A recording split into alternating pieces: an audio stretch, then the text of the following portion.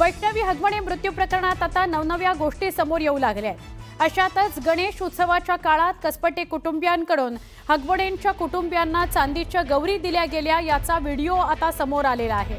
Social मीडियावर हा video चांगलाच व्हायरल झालाय। त्यामुळे आता चांदीच्या गौरी या कुणाच्या दबावाखाली कुठल्या दबावाखाली देण्यात आल्या की कसपटे कुटुंबांना स्वखुशीने या चांदीच्या गौरी हगवणे कुटुंबांना दिल्या हे बघणं महत्त्वाचं आहे। दरम्यान याशिवाय लग्नात हगवणे कुटुंबाला 51 तोळे सोनं आणि फॉर्च्युनर गाडीही कसपटे कुटुंबाने दिली होती। त्यामुळे आता चांदीच्या गौरी देतानाचा व्हिडिओ समोर आल्याने सगळ्याच चर्चा पुन्हा एकदा उफाळून आलेल्या आहेत।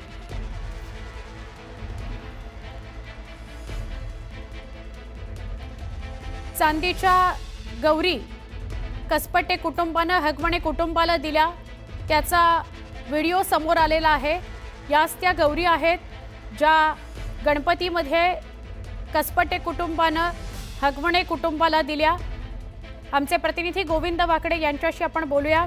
गोविंद, पहिल्याच दिवशी काय काय दिलं गेलं, काय काय मागितलं गेलं याचं एक ग्राफिक्सच आपण आपल्या प्रेक्षकांना दाखवलं होतं की आत्तापर्यंत किती गोष्टी दिल्या गेलेल्या आहेत कसपटेंकडून, आणि त्याचाच हा एक व्हिडिओ, एक पुरावा समोर आलाय। काय सांगाल? सुवर्ण, खरं तर या सगळ्याच प्रकरणाचा गुंता अधिक वाढताना दिसतो आहे। हगवणे चे जे वकील आहेत त्यांनी काल प्रश्न उपस्थित केल्यानंतर खरं तर कसपटे कुटुंबियांनी जे हुंडा म्हणून वस्तू दिल्या होत्या ते त्यांनी मागितल्या होते। कसपटे कुटुंबियांनी काल स्पष्ट केलं। नवे त्यासाठी ते रुसून बसले होते, त्यांनी हट्ट धरला होता। एवढंच नाही तर 2 कोटी रुपयाची जमीन खरेदी करण्यासाठी म्हणून 2 कोटी रुपयाची देखील मागणी केल्याचा आरोप कसपटे कुटुंबियांनी केला होता। आता जो हा व्हिडिओ आता व्हायरल होतोय त्यामध्ये जी करिश्मा हगवणे आहे, वैष्णवीची नणंद, ती स्वतः या चांदीच्या वस्तू घेण्यासाठी, गौरी घेण्यासाठी म्हणून कसपटेकडे आली होती असं या दृश्यांमध्ये दिसते। अर्थातच यासाठी म्हणून हगवणे कुटुंब किंवा सासरची मंडळी अडून बसली होती, याआधी देखील कसपटेंनी स्पष्ट केलं होतं। त्यामुळे जो काही हुंडा दिला गेला किंवा ज्या काही वस्तू दिल्या गेल्या त्या नाईलाजाने दिल्या गेल्या आणि सासरी मंडळी जी आहे ते मागणी करत होती म्हणून दिल्या गेला असं कसपटे कुटुंबियांनी म्हटलंय। त्यामुळे याची आता चौकशी पोलीस करणार आहेत। 7 किलोचे एकूण भांडे होते या चांदीच्या गौरी सोबत आणि ते पोलिसांनी जप्त केलेले आहेत। पिंपरी चिंचवड पोलिसांनी आधीच मुद्देमालामध्ये।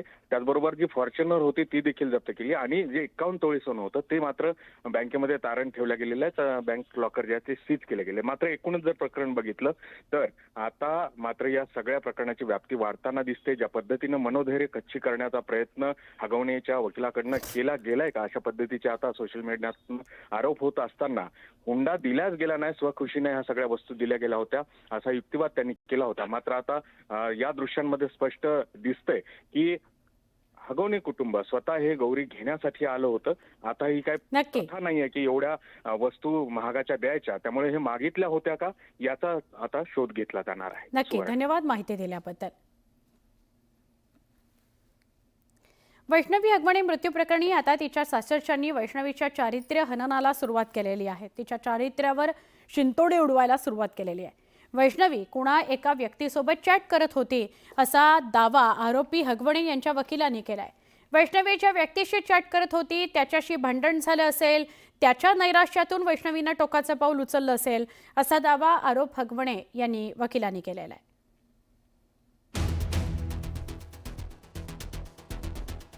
वैष्णवीनं सासरच्या जाचाला कंटाळून आत्महत्या केली, पण आता तिच्या मृत्यूनंतर सासरच्यांनी तिची बदनामी सुरू केली आहे। वैष्णवीच्या मृत्यू प्रकरणी पोलिसांनी वैष्णवीचा पती, सासू, सासरे, दीर आणि नणंद यांना कोर्टात हजर केलं, पण पहिल्याच सुनावणीत आरोपी हगवणेच्या वकिलांनी वैष्णवीच्या चारित्र्यावर संशय व्यक्त केला।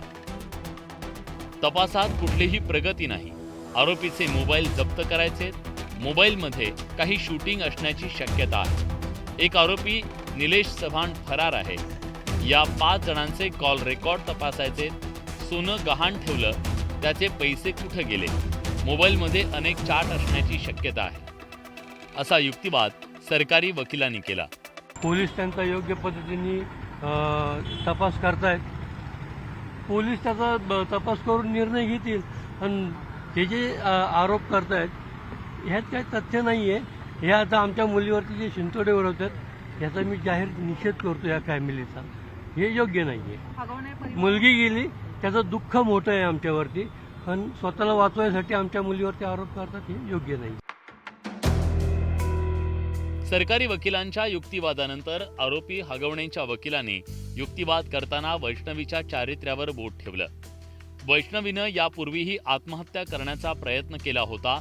ज्या माणसासोबत ती चॅट करत होती त्यानं नकार दिला असेल म्हणून ती नैराश्यात असेल. वैष्णवी चॅट करत असलेल्या व्यक्तीचा जबाब का घेतला नाही?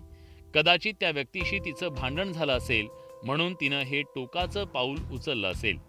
49 लाखांची गाडी दिली गेली असं फिर्यादी सांगतायत. पण हगवणेंकडे आधीच 5 कोटी रुपये किमतीची वाहनं आहेत. वैष्णवीनं अनेकदा आत्महत्या करण्याचा प्रयत्न केला होता असा धक्कादायक युक्तिवाद हगवणेंच्या वकिलाने केला. कुणाचं कॅरेक्टर असॅसिनेशन नाहीये. आमचं म्हणणं एवढं आहे की वैष्णवीचा जो काही मृत्यू झालेला आहे त्याचा खरा कल्प्रिट कोण आहे, खरा दोषी याच्यामध्ये कोण आहे हे शोधलं पाहिजे पोलिसांनी प्रामाणिकपणे तपास करून. ही आमच्या युक्तिवादाची बाजू आहे. चॅटिंग करत होती त्याच्यामुळे तिच्या कॅरेक्टरबद्दल आम्ही काय वाईट बोललेलं नाहीये. त्या व्यक्ती ज्याच्याबरोबर ती काय चॅटिंग करत होती त्या चॅटिंग मधनं काही वाद निर्माण झाला का?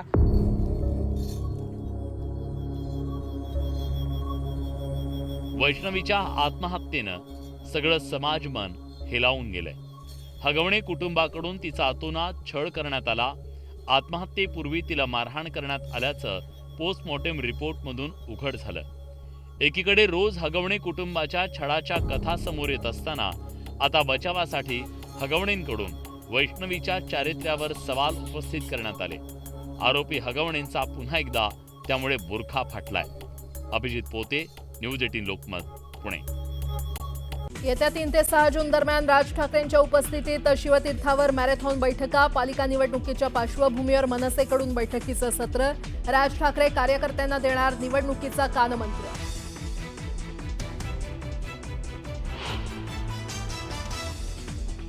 हगवणेच्या वकिलाकडून वैष्णवीच्या चारित्र्यावर संशय. वैष्णवी एका व्यक्तीसोबत चॅट करत असल्याचा दावा. चॅटिंग करताना वैष्णवीला घरच्यांनी पकडल्याचा कोर्टात युक्तिवाद.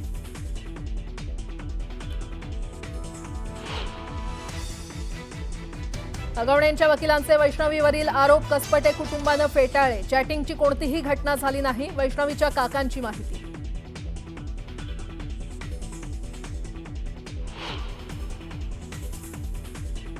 राज्याच्या अनेक भागात आजही मुसळधार पावसाचा इशारा. कोकण आणि पूर्व विदर्भाला ऑरेंज अलर्ट.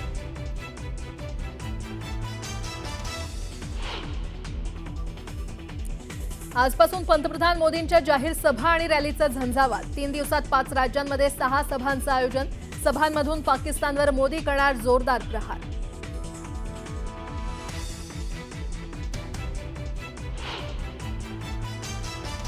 केंद्रीय गृहमंत्री अमित शहा 2 दिवसांच्या जम्मू काश्मीर दौऱ्यावर. जम्मूतील सुरक्षा परिस्थितीचा घेणार आढावा. तर 30 मे रोजी पुंछमध्ये पीडितांची घेणार भेट.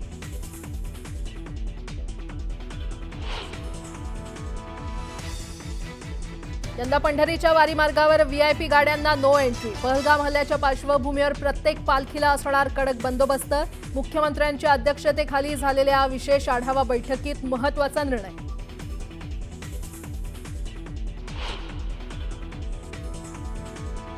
आणि अष्टविनायक मंदिरांच्या जीर्णोद्धार आणि विकासासाठी 148 कोटींच्या सुधारित आराखड्यास मंजुरी.